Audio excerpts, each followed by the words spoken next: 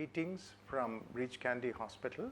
We have created several centers of excellence, and one such which I can highlight is cardiology and in specific our cath lab.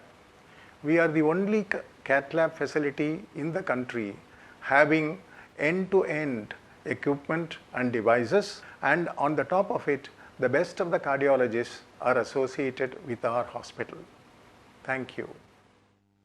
Good afternoon, colleagues. It's indeed a pleasure to meet you from the Breach Candy Hospital in Mumbai. I wish this particular process and its live telecast great success, and we hope to remain in touch, bringing to you from the Breach Candy Hospital innovations and improvements in the space of healthcare. Thank you, all of you. Breach Candy Hospital Trust is 213 bedded NABH accredited multi-speciality hospital. The specialists on this hospital panel of doctors include some of the most distinguished names in the Indian medical profession. Thank you.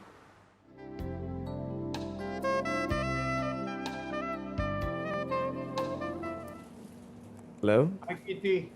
Hey, Anil, how are you? All good. We've been waiting for your case. We had to put Ajay on hold. Oh my so God. Ajay, there's going to be an introduction of the cases. Then Okay. we're going to go back to your talk. So just be a little patient. All right, sounds good. Ajay, I'm so sorry to do this to you, but may I start? I just want to, this is the first time we're going live from Breach Candy Hospital into a major conference like this, and I thank Srinivas Kumar, the TCT, to have me. And it is so comforting to have people like Ajay around there, Anil, Hugh on the dais, and all the others. Oh, you've got a lot of friends. You've got Ajit, you've got Ashish Prasad, you've got a lot of people here. I know, and I'm All your blessed. friends. I'm blessed. And let me introduce you to some of my absolutely amazing staff, without whom I am almost nothing in the cath lab.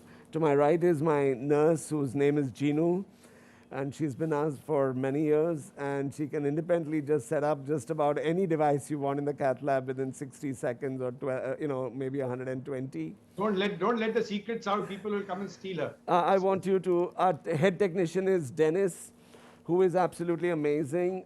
Sagar and Ram, one of them is missing, Akash. We don't take any industry help in this cath lab for any devices, right from impeller to whatever. We're a very self-sufficient cath lab. Today we have also the presence of Sagar. They're my anesthetist who's there with me, the cardiac anesthetist, Dr. Sharmila Nair. Thank you to her. And so with that, let me just introduce my case, if I can have the first slide. In June last year, our gentleman presented with 81 years old, presented with unstable symptoms, with very debilitating angina. And in the past 20 years ago, I had looked after him when I was at Bombay Hospital, and he had come with an acute coronary syndrome, and I'd done an angioplasty to the right coronary artery and put in a stent in the proximal LAD. And we'd put in those, I don't know if you still remember, we'd put in those bare metal stents, which I can't even remember the name of right now. The ejection fraction at that time was 45%, inferolateral hypokinesia, fairly well preserved LV thickness, and he's hypertensive. And go to the next slide, please.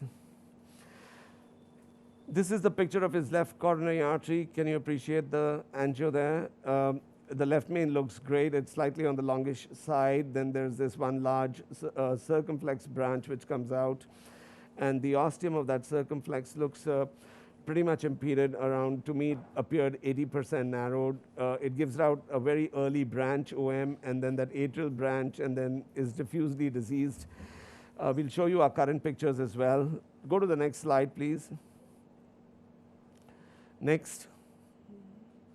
This is his left coronary artery, left angio in the areocranial and the areocaudal view. You can see that retroflex takeoff of that circumflex, which looks diseased. Just after that ongoing circ in the mid segment, you can see there's a little more disease in that OM branch. But the LAD, there's a moderate sized diagonal which is diseased, but the flow is well preserved there. In the areocaudal view, it appears that there is something beyond that septal branch in the LAD which looks hazy. and just between that septal and the diagonal, that's where the stent is, the previous stent is. There's a little bit of a narrowing there. I'd love to get a view on what we should do. Next. So last year when he came, and this was his right coronary artery, which is totally occluded, calcified over a long segment. We ended up doing an angioplasty to that, and that time it was a pretty long procedure, around almost lasted us 2.5 hours. We went antegrade, and we were able to put in 2 stents, a 3.048 and a 3.528 Zions expedition at that time. And we wanted to stage the circumflex for a later date. So we staged it for a little later date, and let me go ahead. Yeah. So this time he had recurrence of symptoms starting from June 2021 now, last month. He's had a few episodes of angina, very much like the symptoms in the past. His echo is almost preserved, was done this morning. That's his ECG there. And you can see the vitals, his hemoglobin, his creatinine, BNP, everything's there for you. Our plan was to review the right result and then, if required, proceed to a PCR of the circumflex ostium, do an FFR evaluation of the LAD, and then decide. And based on imaging, we'll decide whether we need to go and how. Let's do the, what do you think? Is that a good plan or based? Yeah, I think you would have done the imaging by now. I mean, you would have done at least the angiogram. So let's see today's angiogram. Let's play the angiogram then we can from find today. out, we can get an idea of your plan. Can you see my screen, my cath lab screen? No, not really. We can see you. Can somebody now we can yes. see. So that is my that's my angio from today. You can see the right coronary artery looks fairly good. Yeah. A little bit of a narrowing down there. That's okay then. Yeah, and next. So when I look at this view, I kind of come to think that in that one frame, that right looks a little narrower than I'd like it to be. There's a very good bifurcating PDA, and there's a large branching PL branch, which are all looking quite good. The rest of the RCA has some plaque, but nothing major to write home about. Would agree, all of you? Yeah, so this is a focal ISR. Focal ISR, yes. And now the left side, please. So we go to the left side, and that's the left main again, and you can see that tight narrowing there. Can you see that tight narrowing right at the ostium? But your LAD ostium suddenly appears much better than what it was in your diagnostics done previously. Exactly. So that's why this angio again, right? So your LAD ostium, that's why we focus. And this is that's with a diagnostic catheter. This is the guide catheter. You've given a little bit of vasodilators, and they all look good. So that's the next picture there, please. Right, and the next. And that's my stent from 20 years ago, where just up next to the diagonal branch, I pinched that diagonal branch, and that has remained pinched ever since. I have the 20-year-old angiogram with me as well on my laptop, but it is exactly the way it was from then. So what do you think, guys? What should I go ahead and what should I do? Yeah, I do not know what the vote is. I'm sure that everybody's going to say, let's do a functional assessment. Even for the right, do imaging, assess whether the restenosis is biological or physical, treat it, come back to the left system, do a functional assessment, because frankly, this angiogram itself may not really, OMT may be a very good choice. If you are done with treating the right, you may be over in the case very fast if your functional assessment turns out to be a negative in both the LAD and circumflex, because the tightest appearing lesion appears to be in the diagonal, which you say you left this way 20 years ago. Absolutely. What do you say, Ajay? Couldn't improve on that. Ashish? No, I mean, I think, Kirti, you'll be surprised. I'm actually going to take the contrarian view. I'm thinking that ostial circumflex, although you haven't really imaged it in the multiple views that you showed us in the previous image from the time that the patient presented with the ACS. Yes. And I have a feeling that when you IFR it or FFR it is going to be positive. Okay. And then that changes the whole game because the angle of the left main bifurcation is not obtuse, it's fairly acute. And yes, the disease in the ostium of the LAD is not dramatically appetizing angiographically, but I promise there's going to be a carinal shift, the left LAD. I'm thinking you're all in. You're going to end up doing a bifurcating distal left main in this guy. And that's my take after you get that. You would agree, Ashish, that the functional assessment will decide that, right? So No, the I physiology think the functional assessment of the circumflex will decide Yes, that. yes, yes, But I wouldn't stop at doing just the functional assessment of the circ. I would also IFR the LAD. Don't be fooled because when you have plaque within the ostium of the circ, remember, it usually affects we know and Akiko's data. We know that. Yes. We know that. Yeah. So it's got to be, I think you got to image both and then decide. Anand, your comments? Sorry, I Okay, then we'll take you I later. just joined. I just joined. Okay, we'll take you later then, because we have. So Kirti, this is what we have to say, and if it's okay with you, you go ahead and do your functional assessment of the right and then the left, and we'll join you back. In the meantime, we'll take a So tour do to you the other lab. want me to complete this assessment and then let you go so that you can then, if at all you need to, you can always come back, or should I All right, just pause here? Would it okay. make sense, or what do you want?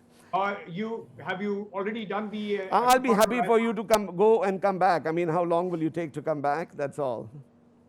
Okay, you show us the functional assessment, then we Okay. can. So You let would me be just actually go through most what. interested in the functional assessment of the left system. Okay, but, great. but that is going to be possibly not going to be the first thing that you do. Okay, so this is what we did, and I just want to make sure that I save time for all of you, and I'm going to tell you exactly what I did.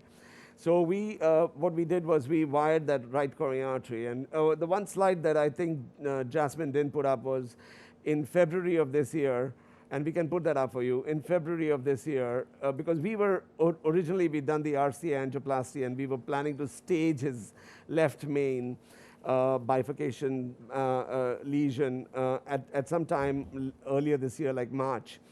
So in February, we actually did a nuclear stress imaging, and that turned out, gave us a surprise, and it had a fixed effect a little bit in the inferior leads, but no reversibility was demonstrated at that time. And the ejection fraction was pretty much very on lines with what the echo showed. So that allowed us to keep him on medical therapy for a long time till he got back. So we had that little thing in the back of our head that after having opened the right, his functional study was normal. So we didn't want to just jump into this. So when he had this angina pain again, I was quite convinced that his angina is coming from this ISR of this right coronary artery. So we did an OCT, and I'm going to play you the OCT of the right coronary artery. Are you able to see, and can you see the nuclear stress imaging from Feb of 2021? Yes. But all interventionists are going to be more keen to look at the. Excellent. So let's switch to this to our OCT, please. And this was our OCT, and if you realize, I mean, what we've done is we've looked at the entire stent, and the entire stent looks okay. There's a fair bit, a little bit of endothelium. It's endothelialized just partially, but almost completely.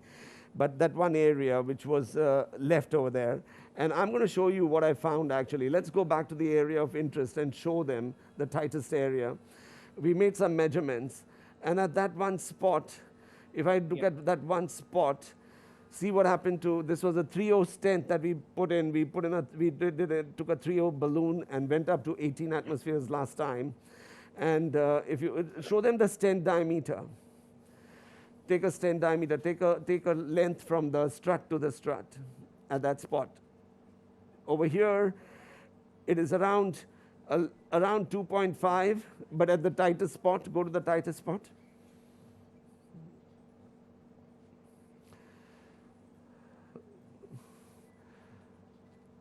It's around 2.2. Now come back proximally to 22, yeah, that area. Now do the struts over there, please.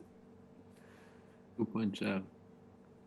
So this was a very well expanded, we had expanded it to 3.2 almost everywhere and 3.0, but that distal remained, that one spot, somehow we missed it, or what, we had not expanded it. And you know how the theme is, like you don't expand one little spot and it comes back. Go back to that area of interest, that small area. So if you look at that small area, you can see there is layered neointimal layered plaque, which is a very characteristic So of. this is layered neointimal hyperplasia. Absolutely, absolutely. So Elvin, you're here. We can. I thought you had left us. So maybe some comments from you, Elvin. A little bit of No, I calcium there. see Sorry. this.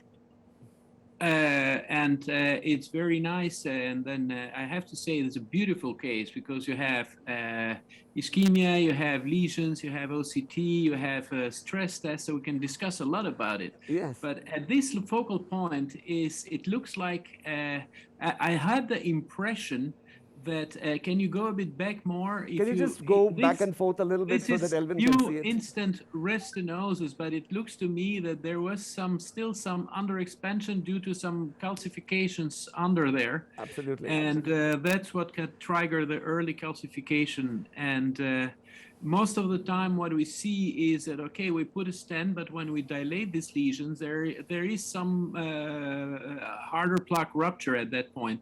Right. So that will also create some thrombus, which by healing creates also the first layer of the restenosis. So it could be both. Stop that. What do you think is that little shadow at 10 o'clock? Can you see that? Behind my lumen, behind my, right there. No, inside. You know, that little dark shadow just between behind the layers, between the strut and the intima. Yeah. I mean, I'm looking here and I don't see it as big as you, but Yeah. I mean, I can see some, you know, very but attenuated, sharp it looks attenuated like- areas. So would you Yeah, call it layered see- neointimal hyperplasia? No, I think it's vascularity within the plaque, I think, and these are vessels in the plaque that you can see, and it almost But indicated. it looks of, like you have two stents. It's agree. not an overlapping of the stents. It No. looks like you have There's one area of stent over here. There's one layer of stent. We had taken a 48 millimeter stent, and if you go back 48 millimeters, which is right, you can see the overlap. Go right to that 50 mark, and you see the overlapping right over there. Can you see the overlapping starts over here at this point?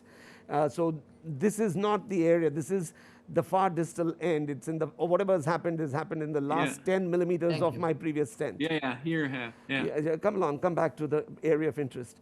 So I think this is neo vessels happening in the plaque, and it is an indication of a complication of that plaque which has happened, and that's what made him symptomatic probably at some stage.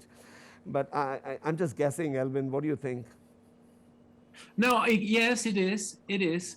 And absolutely. And that's why this is what we see often when we do open CTOs. You have perfect result, and at a certain point, you have sometimes, and I have it very often, focal spots of restenosis, Right. which are very easily dealable. And let me guess, if you do FFR here, it will probably even be negative. But despite being negative, you still have to treat it because this will progress. Exactly. So I did not think it was of any value to do an FFR in this because he had angina, and the angina was relieved when I opened the RCA. Now he has angina, which is classical, and we've got an ISR lesion, which is likely to progress with this layered, with the layered area and the complicated plaque. So I thought it was best to treat it. And Sagar, can I go next, please? Yeah, please. Can us go back to the angio? So here is, come back, go back. Yeah, now show them the angio. Where we started. Sorry, I was stuck in the other hall. I think everything is going fine. Please go ahead. Yeah, okay, great. So we did this also. Go next. Don't leave this place. Okay, so we took in a cutting balloon. That is a 3.0 by 6 cutting balloon because our stent was 3.0. So we took in a cutting balloon and we went in. Go up next. This is at 12. Well, why cutting balloon? It doesn't look like it's very, very tough. This is at 12. Why not this trying is okay. Go normal back. balloon So first? this is a 14 atmospheres. This is at 14 atmospheres. This is a Wolverine, and it still seemed that just at 14, between 12 and 14, it gave way. So my Elvin, this is what I thought, and correct me if I'm wrong. But when I have these focal stenosis, I like to use I like to use the Flextome or the Wolverine because it's the only balloon which is 6 millimeters, which is not going to ping pong when I'm inflating it and damage intima beyond and before. And it stays in place. I can see it. It works well. And at 18, show me the expanded balloon, please. Go next. We went up to 18 atmospheres and expanded that completely. It looked like it's well expanded there. It's completely expanded now. Next, go next. And this is our little fluoroscopy. We did a high resolution fluoroscopy. We did a stent boost, and we could realize that we've actually got an area. And the reason we did the stent boost is because all of you, I would love to have your opinions. When we do these CTOs and we do these calcified arteries, we can fracture the stent sometimes because of calcium and whatever. So I just wanted to establish continuity of that stent area. And it looked like there was no fracture, no distortion, nothing. It was just an underexpanded area. So we expanded it. Then we went back and if you can see the OCT now, it was a 12 millimeter narrowing that we had seen. And therefore, can you see the next thing? Go ahead next. We've taken a guidezilla all the way down and we're positioning that right over there at the right spot, which was one strut from the distal end of the stent, which is what my OCT told me. So I positioned it exactly one strut inside with my guidezilla there for me to be able to manipulate, withdrew my guidezilla, dilated it. Go next. Go next. Go next. This is my stent going up. What pressure did we go to, please? For the stent, we went up to 12, I think 12 or 14. And that's it, going up there. Next. Next. We took in a shorter balloon. Next. This is a high pressure balloon. Go ahead. Next. Went up and dilated it to a high pressure. Next. Kept our guidezilla parked there and did an OCT with that so that we could limit our contrast. Go ahead, show me the next OCT run, please.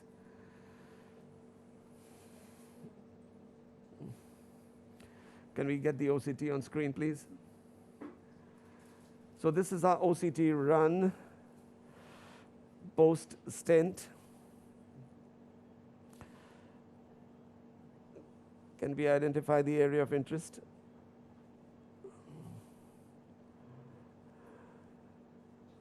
Yeah. And when we looked at it, and when we look at it, we see that we've almost got an 85% expansion at that site. And our distal, both our edges on both ends of this new stent are looking quite good, and we've not done much to damage any intima there on either side. We've expanded it well. And I thought that this was reasonable to leave it at this point because I've established it. I mean, and this is a very pointed focal angioplasty to this area of interest. And would you have considered using a drug-eluting balloon instead of an additional drug-eluting stent here? Yes, I debated that, and for two reasons. I mean, when I look at the data, I still am convinced that for this guy is 81, 82 years old. The last thing I want to do is have him come back. And I somehow have a lot of confidence in a new stent in this area, and we're only in the second layer of stent, and I think a stent is better than a drug-eluting balloon as far as I could be wrong. But I think third time if they come, I think we can consider. Yes, I think so. I think so. That's a little arbitrary, Srinivas. But how Kirti is doing, it doesn't happen to him. Don't let this. I don't want this man to ever have to come back to me. Okay, and that's the whole idea. So let's go ahead. So we got a great result. Elvin, Anil, Srinivas, you're happy with that result? You all are seeing that OCT? Yes, it's I well would expanded. have understand too. All right. No, so would I have, but it's a matter of discussion. Excellent. Right. So now we go to the left side. So before we went to the left side, it is very important that every time we do a left main, I do a left ventricular end diastolic pressure. And my left ventricular end diastolic pressure at this time was around 12, between 10 and 12 millimeters of mercury. This is a very important step. It is almost a habit before we do any left main to kind of recognize this, especially when the LV function is slightly on the lower side, and he's 82 years old. So it was perfectly okay for us to use OCT if we have to now, because otherwise I would switch to IVUS. Next. Next. As I said, this is my FFR wire going into the LED. Go next. Can you have shown already the baseline angiographic pictures, I think. Go ahead. Yes, we have. So this is the FFR. Show us the FFR of the LED. Any bets? Kelvin, you owe me dinner because I'm going to show you what we found. LED FFR. We can take wagers still. I think the FFR is going to be fun. So this is, Especially with the proximal no, LED. this is the RFR 92 in the LED. Go next, go show me the FFR. This is the resting PDPA. And show me the FFR of the LED, 0.88. Go to the next image, it's better, where we come back to the neutrality. Yeah. Yeah, can you see this? This is my LED pull back from the LED into the left main, and you can see that it comes back to a unity of 1. And this is 0.89 after 120 seconds of adenosine given intravenous at 140 micrograms from a large bore. So then we moved on to, we said if this is very important, because having got this, if I had to do the circ, it really changes my perspective, because my circ becomes a very simple lesion to do. I would do a rotoblader into that circumflex and put a stent from the circ into the left main and finish it off. So I said, let me just do an FFR of that circ as well. Next. And we did the same. Go ahead next. So we had an angio showed that there was a lesion downstream as well. So we went and took the entire, go all the way down, please. Yeah, there. And this is my next, go next. On the FFR, yeah, so this is my FFR on the circumflex, 0.88. So, Elvin, would you like to combine an imaging here? Not when we are 82 years old. If we are I wouldn't 42, maybe yes. Yes, I wouldn't either. But here we are actually relieved that we don't have to treat this osteal circumflex. Because if we did, we would have to make it into a very complex procedure. Well, I would have bet it was positive, but yeah, on angiography. I know Ashish and Elvin can just pay me my wager later, but but I think we have an 82-year-old and we are looking at functionality. It is important to understand that last time when we opened his RCA, he was completely without symptoms for a while, and then he had symptoms again, and we had an intervening nuclear stress imaging which did not show reversibility. And then for this complex PCI, I need enough on my hand to go ahead and do that complex PCI. And if I had an FFR which was significant, which is mortality changing FFR, yes, this person required an angioplasty, and I was ready to go ahead and do the entire complete 9 yards. But I think at this point, the lesson I'm trying to convey is that it is okay, we need to use technology to make sure we do the right thing for the patient. And for me, I think this patient is, Anil, as you mentioned, should be on medical management beyond this point. Only one question. After all this, do you think you should extrapolate the defined PCI and also check the functional assessment of the right, since your FFR wire is already open? I think he's already come to the left, sir. Let us go. I wouldn't instrument the Srinivas is more hassle because the other team is waiting on the other side. Yeah. No, I think you tell us. I was just making an academic point. I wouldn't mind doing it at any point in time, but I wouldn't do it in an 82-year-old. Every time you instrument the right, I think you've done a great job. Every time you instrument an artery, remember, you can do many things wrong. You could dissect osteals. You made a seemingly very, very complex case look so eloquent and so simple. So that's the art of PCI, of modern precision PCI, that sometimes what we are worried about, we need not be, because divinity does not want you to enter there. So it's okay. Thank you, Srinivas. I know you would have done a great job if that circumflex had been positive and that LED had been positive, and you would have shown us some fancy gadgets and devices. But I think it's better for the patient. I think what do you say, Elvin? Absolutely. I think I cannot add more to your comment. It's a perfect case where this imaging and physiology helps are doing a simple job. Yes, I think so. And we should use it liberally and generously to make sure that we're making the right decisions in the cath lab, I think. And Kirti, I'm going to thank you, and because I can see Srinivas is looking very anxious. Thanks, Srinivas. He's got a team waiting in Apollo. So we want to thank you for a great case. Thank you very much.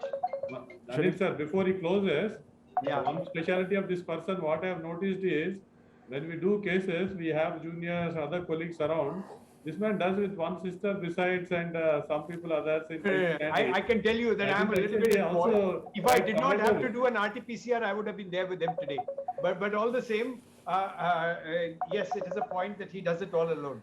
Yeah, so but it is quite commendable. But other point which you make sure is the preparation of the patient prior to taking for sick patients. Like he always told me, he should consider left main PCIs and doing complex scenarios like almost equivalent to CABG, and we should prepare the patient well to avoid complications on the table. He was stressing about LV-EDP, which was normal, and doing anything complex.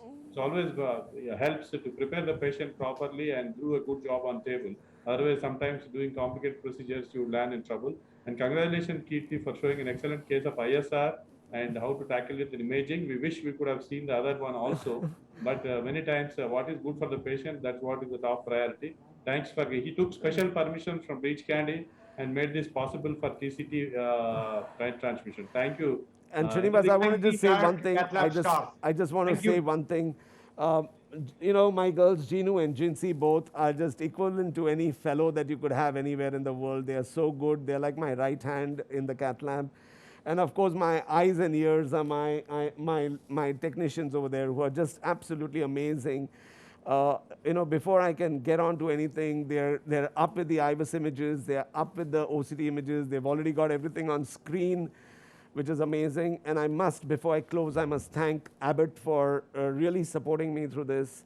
I must say thank you to everybody in Bridge Candy Hospital, because you have no idea, to do the first live case ever from this cath lab, it was actually, it was like a tsunami going in here and there, and we had to face it all. But Srinivas was so rock solid with me, and I wanted to kind of thank you. Srinivas, thank you so much for having me on your program. It's an honor to have you. Thank you, sir. Thank you for making it possible. Thank you. Yes. We'll move to the Kolkata. Thanks a lot, guys. Thank you. Bye. Bye, bye, Kirti. Bye. Bye. Bye.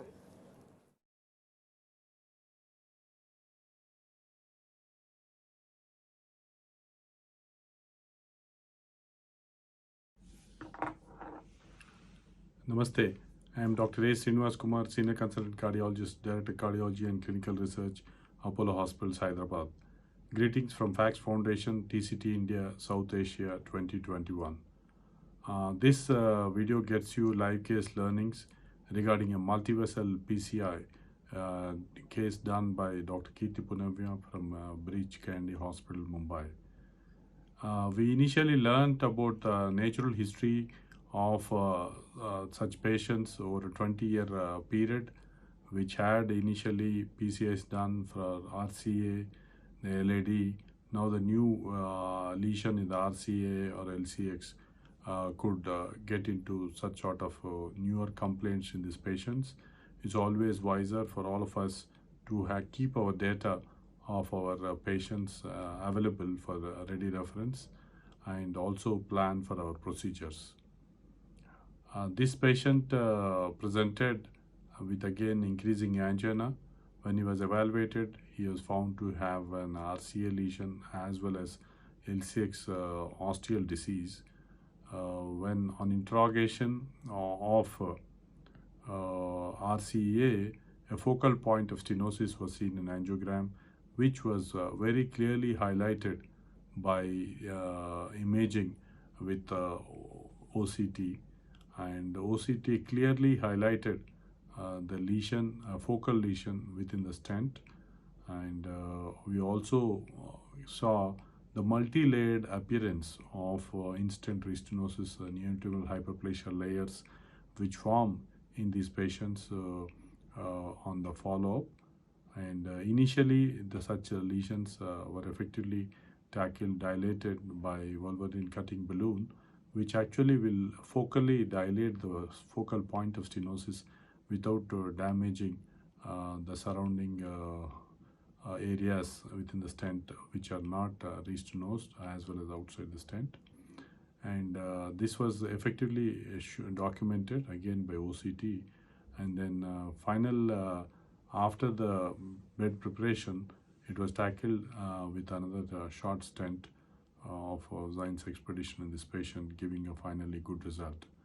The discussion regarding to follow it up with FFR in post-PCI was entertained, but finally, in view of patient's age being long and unnecessary wiring again with FFR wire could also cause trouble sometimes.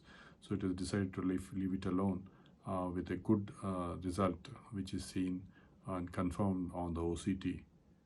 Then coming on to the left side, though we had lesions in middle AD, proximal LAD and ostial LCX, then FFR was done both for LAD, which came negative, and also later for LCX. And LCX, again, with God's grace, also came negative.